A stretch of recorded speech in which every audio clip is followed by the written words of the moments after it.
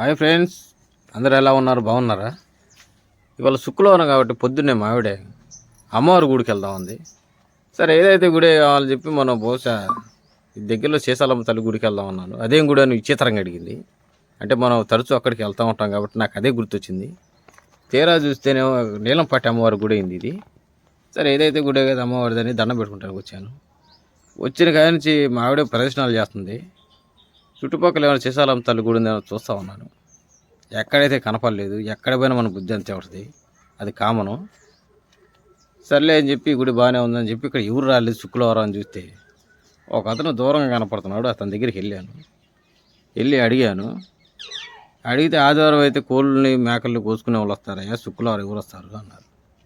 ఇక్కడ దగ్గరలో నీలంపాటి అమ్మవారి గుడి కాడికి వచ్చాక సరే చెప్పి తిరుపతమ్మ తల్లి గుడి మంచి ఫేమస్ అంటే ఆడికి కూడా వెళ్ళాం. ఇది ఇతని గురించి చెప్పింది, ఇతనే చెప్పాడు ఆదివారం కోళ్ళు మేకలు కోసుకుంటానికి వస్తారని.